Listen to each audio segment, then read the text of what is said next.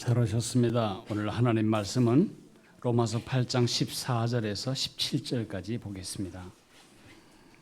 로마서 8장 14절 249쪽쯤에 있습니다.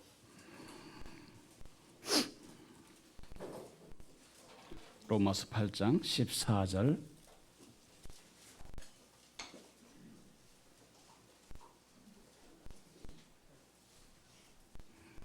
17절까지 우리가 같이 읽겠습니다.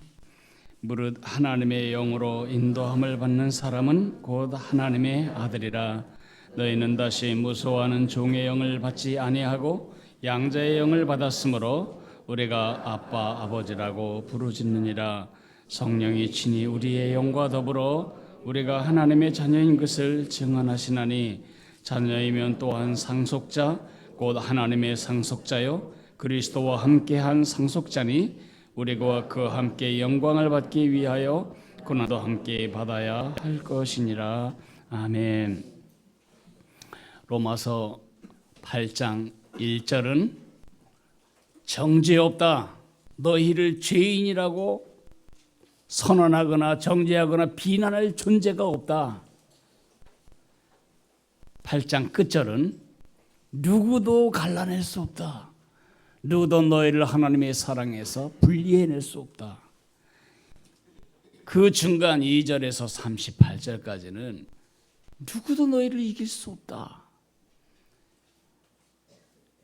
No condemnation, no separation, no defeat.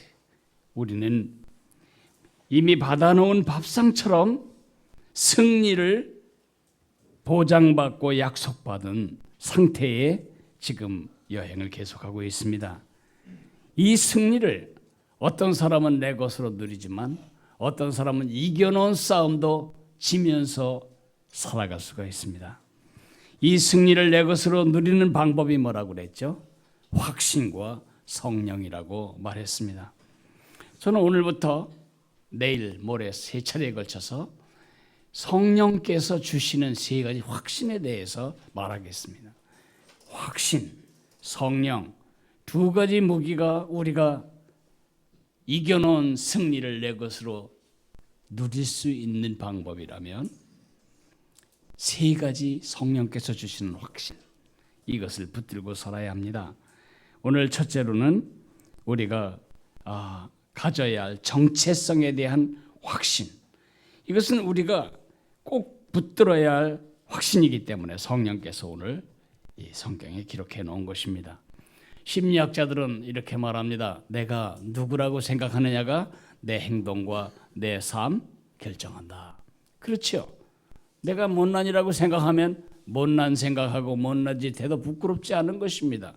내가 예쁜 사람이라고 생각하면 예쁘지 않은 옷을 입어야 할 이유가 없습니다. 추한 옷을 몸에 걸을 수가 없는 것입니다. 내가 나를 누구라고 생각하느냐가 내 행동과 삶의 중요한 결정 변수가 됩니다. 오늘 우리가 읽은 14절에서 17절은 내가 누구라고 말하죠? 나는 하나님의 자녀, 하나님의 아들, 하나님의 딸이라고 말하는 것입니다. 오늘 저는 여러분에게 하나님의 아들과 딸로서 우리가 마땅히 누려야 하고 하나님이 마땅히 누리기를 하나님이 원하시는 5가지 특권에 대해서 말씀을 드리겠습니다. 이런 걸 하도 자주 들어서 식상하다 못해, 당연하다 못해, 시시해지기까지 했다면 오늘 여러분의 마음이 새로워지도록 제가 제 간증적 설교를 해나갈 것입니다. 제 자신을 여러분에게 많이 공개하려고 합니다. 첫째 특권은 뭐냐 하면 14절에 나와 있습니다. 14절 무릇 하나님의 영으로 인도함을 받는 사람은 곧 하나님의 아들이라. 다른 말로 하면 하나님의 아들은 어떻게 인도함을 받아요? 성령의 인도를 받는다. 하나님의 아들은 기분 내키는 대로 내 경험대로 경험치대로 아니면은 내 감정 쏠리는 대로 사람들이 하는 대로 사는 게 아니고 하나님의 자녀들은 성령께서 그를 인도하는 삶을 살아갑니다. 여기 인도란 말은 원문의 이미지가 이것입니다. 인도라는 단어는 어떤 사람의 손을 꼭 붙들고 그 손을 이끌어간다. 누구의 손에 이끌려서 간다. 혹은 여행 가이드에 의해 개인적으로 이렇게 어느 곳을 모셔 가는 것을 의미합니다. 이스라엘에 가면 히스기야 터널이라고 하는 곳이 있습니다. 사람 하나가 겨우 빠져나갈 만큼 좁은 바위 틈을 갈라서 거기에서 의배물이 예루살렘으로 유입되도록 히스기야 왕이 터널인데 지금도 있습니다. 저처럼 작은 몸도 때로는 양쪽이 부딪힙니다. 그럴 정도로 좁은 터널인데 캄캄하고 아무 불도 없습니다. 우리가 가는 것은 맨 앞에선 인도자 가이드의 뒤를 따라가는 것입니다. 그 가이드가 가면서 말합니다.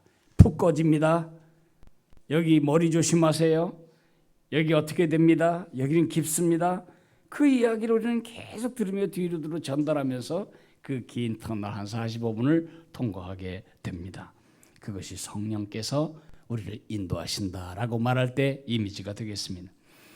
어려운 말로는 이것을 성령의 외적 소명, 내적 소명이라고 부릅니다.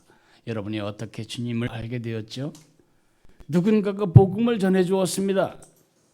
귓전에도 들어오지 않았습니다. 그러나 그것이 여러분 어딘가에 박혀 있습니다. 이렇게 복음을 듣는 일, 예수님이 우리 죄를 위하여 십자가에 죽으시고 지금 살아계셔서 우리를 구하기를 원하신다. 그것을 듣게 하는 일이 성령의 외적 소명이다, 부르심이다. 근데 어느 날 그 속에 박혀있던 그 작은 씨가 싹이 나가지고 예수님 진짜 날 위해 죽으신 거구나. 그 죽음이 나에게 의미 있게 느껴지는 순간이 있습니다. 그때 우리가 예수님을 믿게 되는 것입니다. 그걸 내적인 소명이라고 말합니다.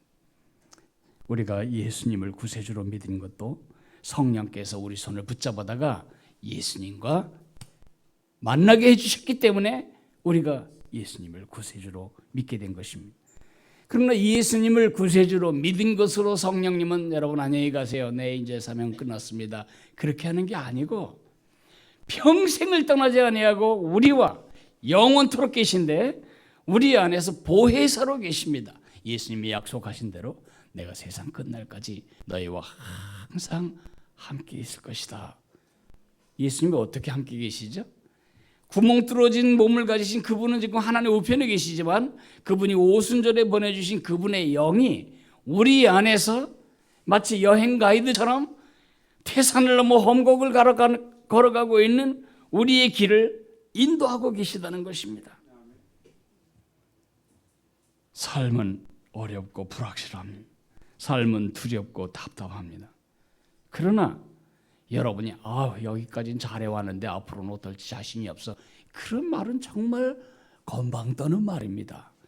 여러분이 잘해서 온 게 아니고 여러분 의지와 관계없이 여러분을 붙든 이 성령님의 손이 여러분들이 주저앉지 않도록 포기하지 않도록 자살하지 않도록 여기까지 이끌어오시고 또 앞으로 가실 것입니다.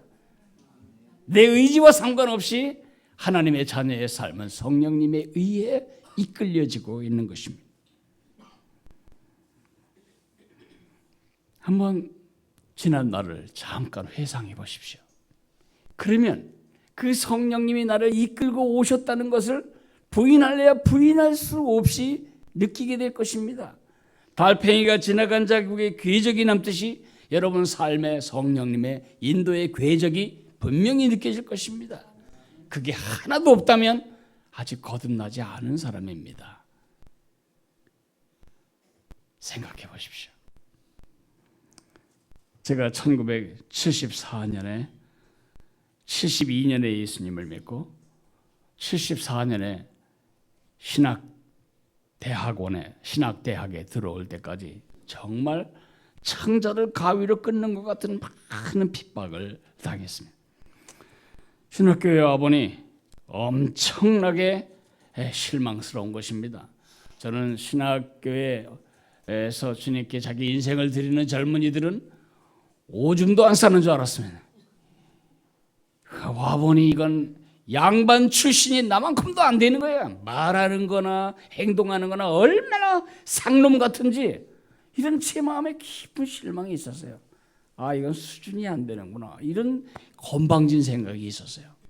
그래서 제가 1년을 기도하고 대학 2학년 때 파이디언이라고 하는 동아리를 시작했어요. 아, 아이들에게 복음을 전해야 되겠다. 아이들 때부터 바로 자라야 이런 짓을 안 하겠구나. 그 파이디언이 지금 세계의 수많은 다음 세대들을 주 앞에 인도하는 선교기관으로 자라고 있습니다. 40년이 올해가 40주년입니다. 그 파이디온을 통해서 성령님은 나에게 내가 살아갈 삶의 목표와 비전을 주셨습니다. 그리고 몇 년 후에는 홍정길 목사님이라고 하는 멘토를 만나게 하셨습니다. 그 교회를 개척해서 100명도 안 될 때 제가 부임했는데 3,000명이 될 때 그 교회를 떠났으니까 제 목회적인 관점, 목회자로서의 그 시각, 태도는 그분에 의해서 빚어지도록 성령께서 저를 그분에게 붙여놓은 것입니다. 제가 가끔 이런 건방진 생각을 한 적이 있습니다.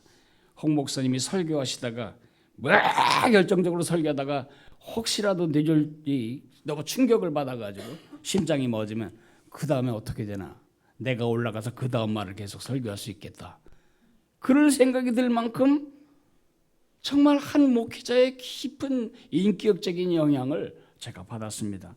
저는 그분으로부터 교회가 무엇인지, 바른 교회, 건강한 교회가 무엇인지를 배웠습니다. 그렇게 하도록 성령께서 저를 그 많은 목회자들 중에 하필이면 그 순수한 복음을 위해 순수한 열정으로 평생을 거는 종에게 저를 붙여놓으셨습니다. 그리고 저를 미국의 달라스 신학대학원의 하워드 핸드릭스라고 하는 멘토에게로 저를 이끌어 가셨습니다. 그분으로부터 저는 하나님의 말씀이 얼마나 강력한 성령의 도구인가를 배웠습니다.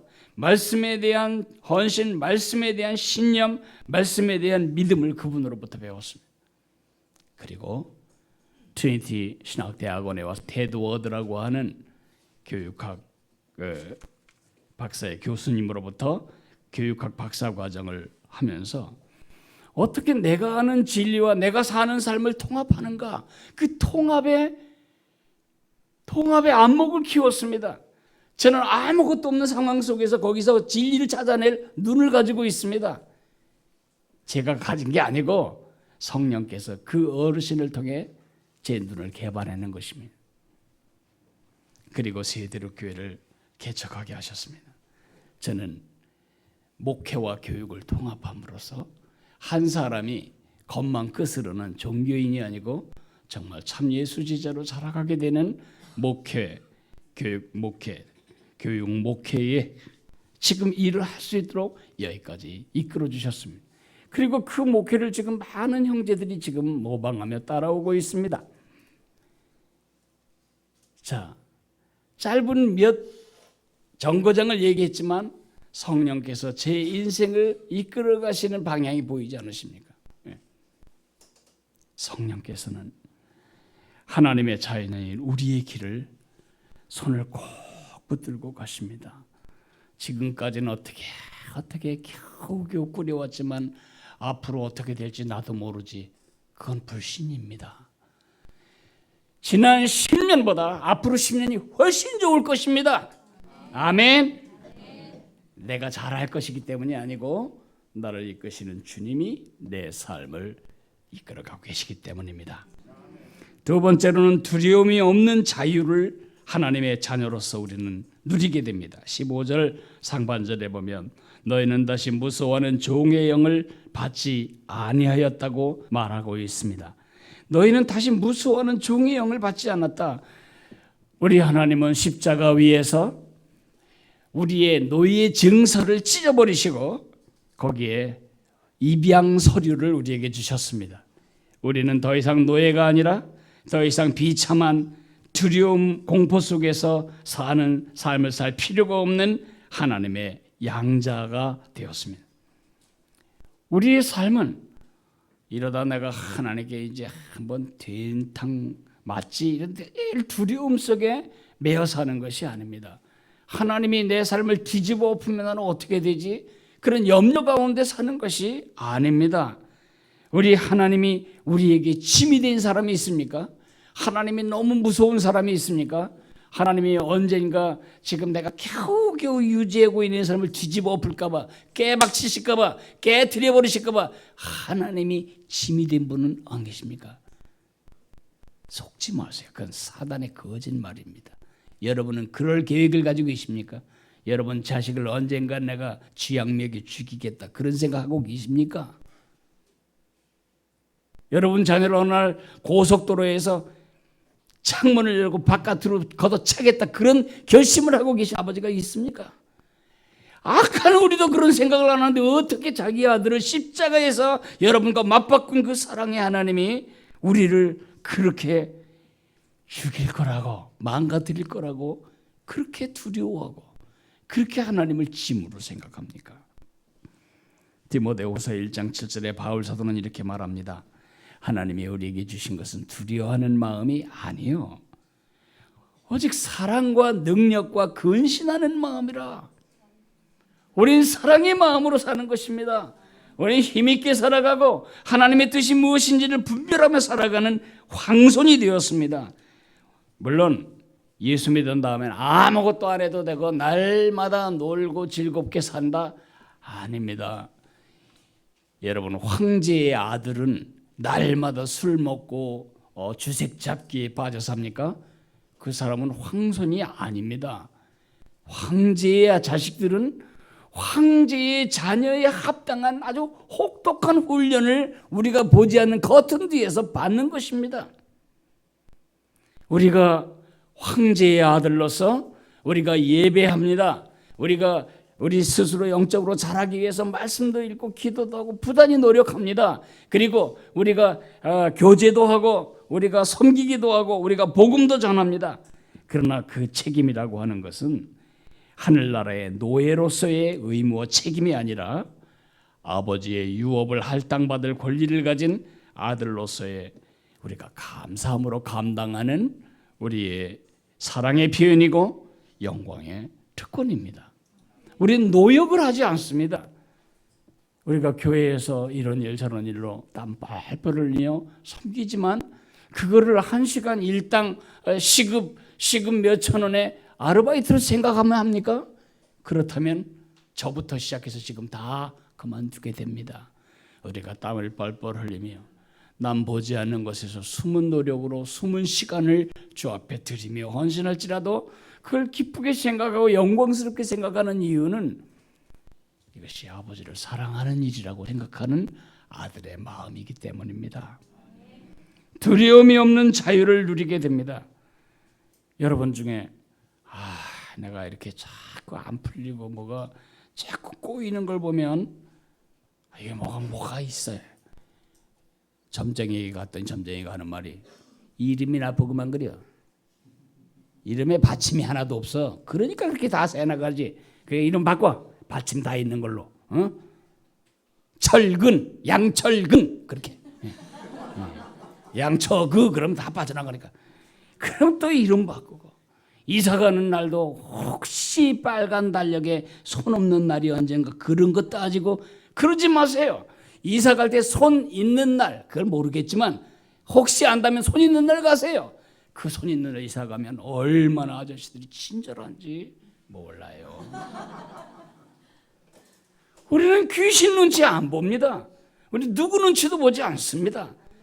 우린 자유인이니까요. 아멘. 아멘. 그저 이렇게 하면 안 될까 봐 저렇게 하면 안 될까 봐 뭐 하면 안 될까 봐 그러지 마십시오. 동네 아줌마들이 저를 향해서 염려했었습니다. 저놈이 이제 언젠간 이제 귀신 동튼다. 이제 귀신한테 이제 한번 혼난다. 왜냐하면 저는 어렸을 때 학교 가는 길에 성황당이 있는데 그 성황당 그 이른 아침에 겨울에 추운데 김이 모락모락 나는 게 있어서 가보면 거기 떡을 시루째 갖다 놓는 거예요. 그러면 양승헌 귀신이 보자기에다가 다 싸가지고 와서 다 나눠주는 것입니다. 그 아까운 걸 왜 시켜 뜨거울 때 먹어야지. 오징어 다 찢어서 먹고 하루 종일 먹고 집에서 영 주고 제가 정말 많이 그랬습니다. 몽골에 가면 사람들이 미신 엄청나게 믿어요. 그럼 돌을 군데군데 다 쌓아요. 특별히 뭔가 그 있잖아요. 영어마다 느끼는 장소 있잖아요. 음산하다, 영어마다 그렇게 느끼는 장소 있잖아요. 우리도 느낌이. 그런 데마다 돌이 있어요. 많은 돌무더기 있고 거기서 사람들이 돌을 엄청 찔러 넣어요. 물론 우리 돈으로 말하면 10원, 20원 뭐 그런 지폐를 많이 집어넣어요. 귀신에게 이제 그 뇌물 김영란법에 제가 해당해 바치는 거죠. 이 여름 제가 무슨 일을 했는지 아시겠습니까? 저는 많이 안 했어요. 좀 더러워서, 돈이 더러워서. 근데 제 아내는 가는 곳마다 그 돈을 다 뽑아가지고 이만큼씩 모아가지고 우리 선교사님 갖다 주는 거예요. 이걸로 아이스크림이라도 싸잡수십시오. 그래서 제 아내하고 청하고 마귀가 귀신에게, 몽골 귀신에게 지금 굉장히 괘씸히 여김을 받았습니까? 두려워하지 마세요. 우리 하나님에겐 다른 신이 없습니다. 머리털 끝 하나, 손털 끝 하나 건들지 못합니다.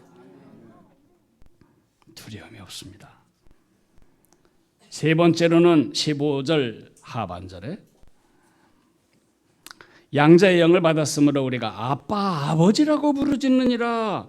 하나님을 아빠라고 부를 권리가 있습니다.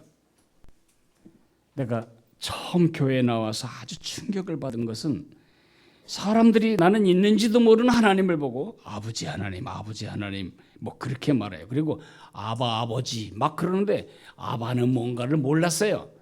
차라리 아빠 하나님 그러면 쉬운데 아바 아버지 그러니까 아바가 가수 이름인가 잘 몰라요. 이 세상에 존재하는 어떤 종교도 그들의 신이나 그들의 숭배의 대상을 보고 아버지라고 부르는 것은 없습니다. 불교도들이 부처님 보고 아버지 부처요 그렇게 합니까? 무슬림들이 아버지 알라요 그렇게 합니까? 어림도 없습니다. 아버지라니 너 같은 것이 함부로 나보고 아버지라고 그러냐? 우리만 허락되어 있습니다. 창조주를 향하여 아버지라고. 마르틴 루터가 말하기를 우리가 하나님에 대하여 생각할 수 있는 최상의 이름은 아버지다. 요전에 이 자리에서 어느 금요일날 우리 조영광 전도사님이 그 얘기를 하대요. 자기가 이렇게 이제 예배를 저기서 드리다가도 아이 울음소리가 나면 아 우리 애가 우는구나 한대요. 그 많은 아이가 빽빽거리고 우는데 엄마 아버지는 자기 자식의 울음소리를 아는 것입니다. 그죠?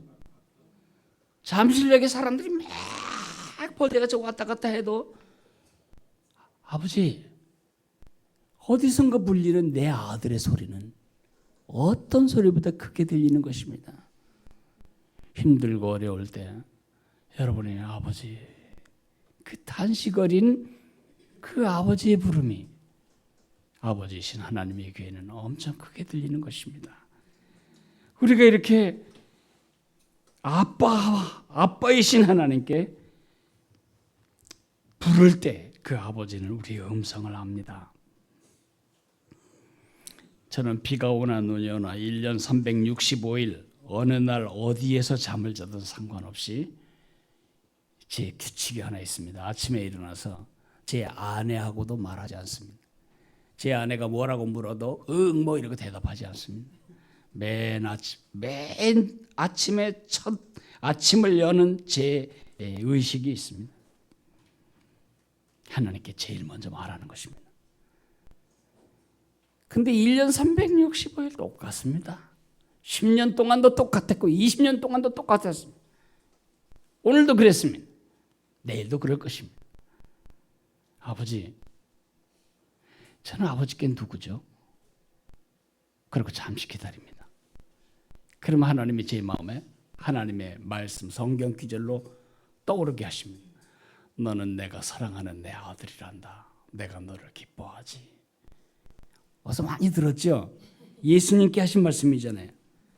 근데 그걸 나에게 적용해도 되나요? 됩니다. 이 안에 예수님이 계시니까 내 껍데기 속에 있는 예수님을 향해서 예수님 말씀하시니까 나를 향해서 하는 말씀이에요. 아, 감사합니다. 그것은 제 정의이고 제 가치입니다. 그럼 하나님이 또 물으세요. 얘야, 네게 나는 뭐냐?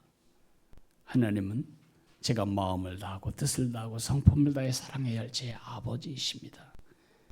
제가 아버지를 기쁘게 하기 위해 오늘을 살 겁니다.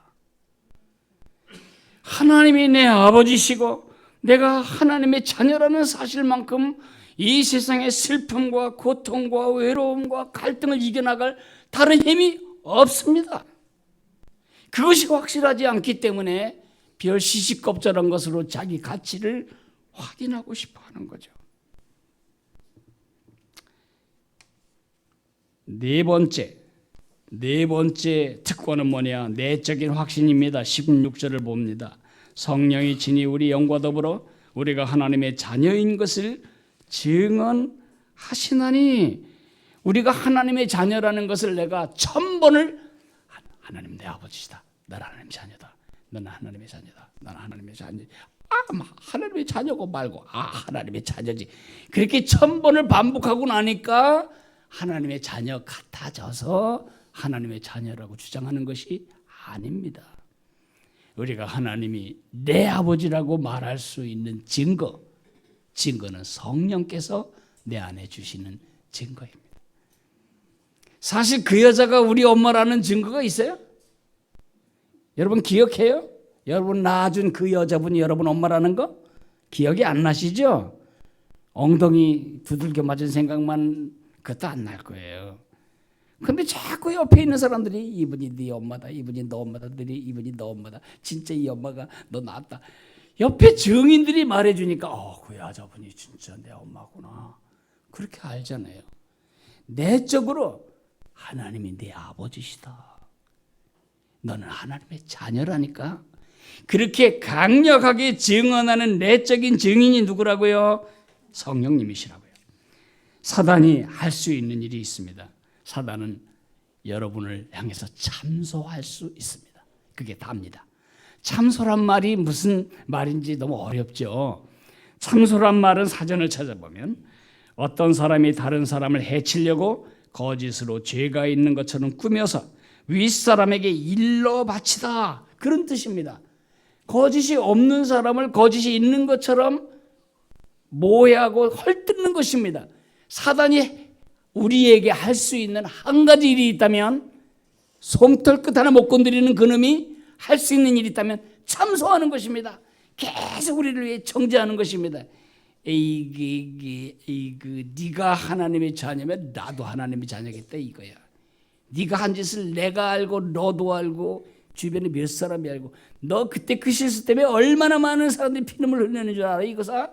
네가 천국 간다면 이 세상에 천국 못 가는 게 하나도 없다. 막 이렇게 정죄해. 그러면 그 말을 가만 듣고 있다가 맞아, 진짜 그래.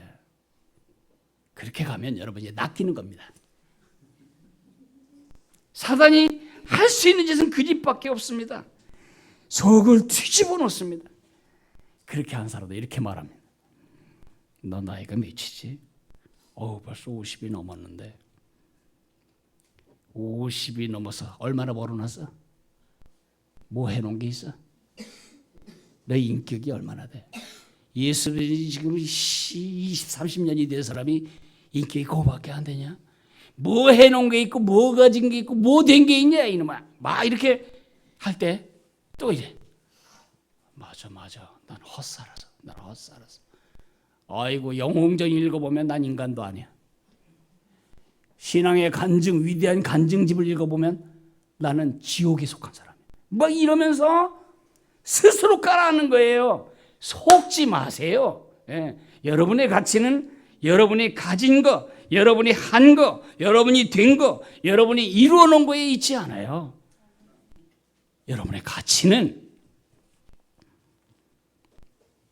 하나님이 여러분을 얻기 위해 지불하신 대가에 있어요. 이게 얼마짜리죠? 얼마짜리인지를 알려면 써봐야 하는 게 아닙니다. 이걸 얼마를 주고 샀는지를 계산해 보면 이게 얼마짜리인지 나옵니다. 그죠? 제가 500원을 주고 샀다면 이건 500원짜리입니다. 제가 50만 원을 주고 샀다면 이것은 50만 원짜리입니다. 여러분 얼마짜리예요?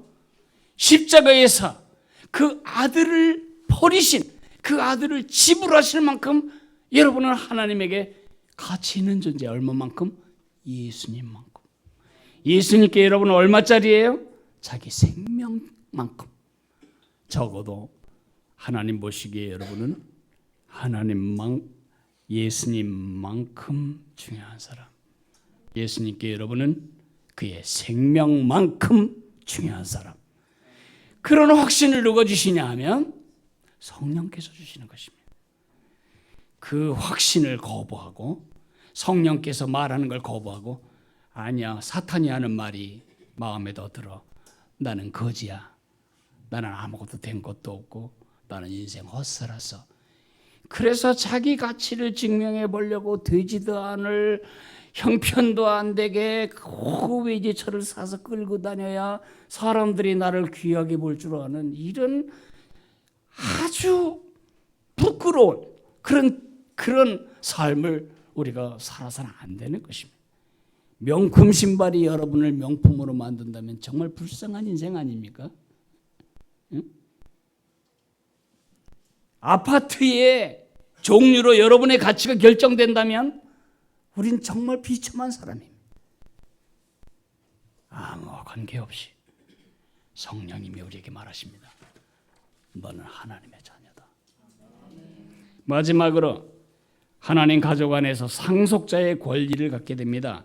17절을 보면 자녀이면 또한 상속자 곧 하나님의 상속자요 그리스도와 함께한 상속자니 우리가 그와 함께 영광을 받기 위하여 고난도 함께 받아야 할 것이니라. 하늘의 부요를 하나님은 그 자녀들에게 미치기를 원하십니다. 예수님을 믿을 때 우리 하나님은 여러분과 제 이름을 그의 생명책에 기록하셨습니다.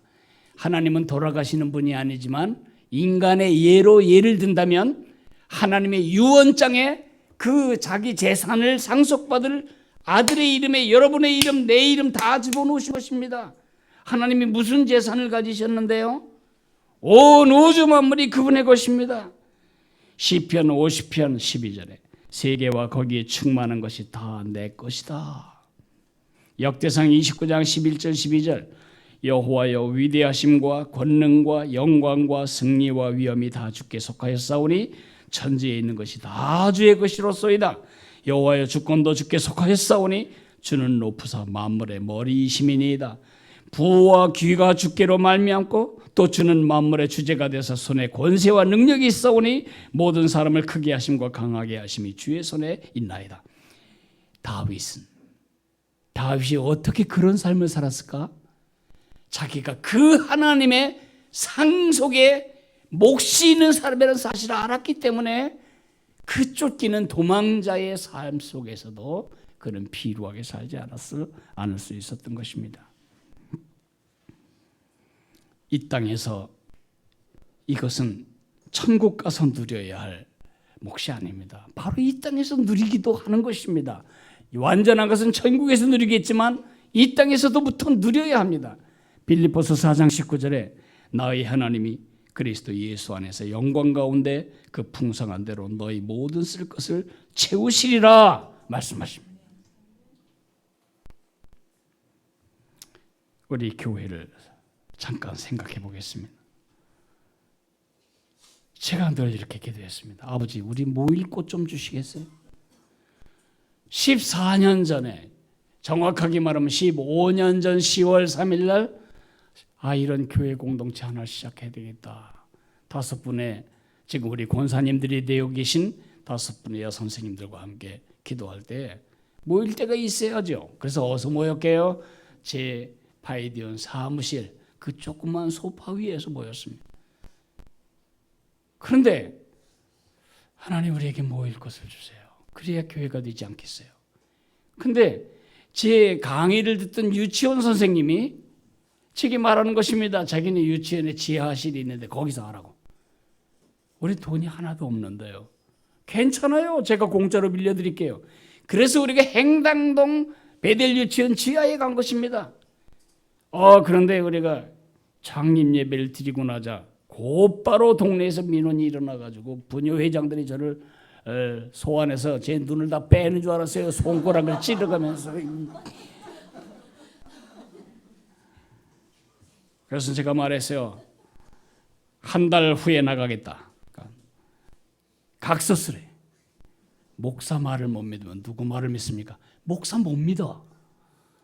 그런 모독을 당하며 제가 또 기도합니다. 근데 하나님이 영동 여고 강당을 주셨어요. 들어와서 너무 좋아서 그 먼지 투성인 것을 안방처럼 닦고 쓸었는데 1년 만에 거기 다 허물어져가지고 또 나가야 돼요. 또 기도했어요. 주님 모일 곳을 주세요. 삼전동 1번지 지하실을 다 털어내고 그 흉악한 술집을 음란한 술집을 교회당으로 만들었어요. 거기서 한 2년 반쯤 있었던 것 같은데 거기서는 교회 꼴이 안 돼요. 주차장도 그렇고 여러 가지가 교육관도 그렇고. 그래서 또 기도했어요. 주님 우리에게 공간이 필요합니다. 하나님이 배명고등학교 강당을 인도하셨어요. 우리에게 공간이 좀 더 필요합니다. 그러니까 이 옆에 방을 또 허락해 줬어요. 근데 지금 또 공간이 또 필요해요. 그래서 저는 기도합니다. 하나님 공간을 또 주세요. 지난 14년 동안 한 번도 빠지지 않고 제가 우리 교회를 위해 기도하는 것 중에 하나는 우리가 커가는 것만큼 필요한 옷을 달라고, 공간을 달라고 기도했어요. 틀림없이 더 좋은 곳으로, 우리가 상상도 예상도 못한 또 좋은 곳으로 인도하시겠죠. 네. 왜냐하면 그게 주님의 상속자로서 주장하고 요구할 수 있는 권리고, 네. 반드시 그렇게 될 것을 저는 믿습니다. 네. 이제 제가 말씀을 마무리하겠습니다. 소년가장처럼 소녀가장처럼 살지 마세요. 소년가장, 소녀가장이 누구죠? 아버지가 없는 사람, 보호자가 없는 사람입니다. 그렇게 찌그리고 우울하게 허전한 가슴으로, 외로운 가슴으로, 상한 가슴으로 살지 마세요. 여러분의 아버지가 계십니다. 가슴을 펴고 사세요. 당당하게 사세요. 기쁘게 사세요. 활기차게 살고 늘 이렇게 외치세요. 난 하나님의 자녀다. 난 하나님의 상속자다. 따라서 선포합니다. 나는 하나님의 자녀다. 나는 하나님 나라의 상속자다. 평생 그리 사시기를 바랍니다.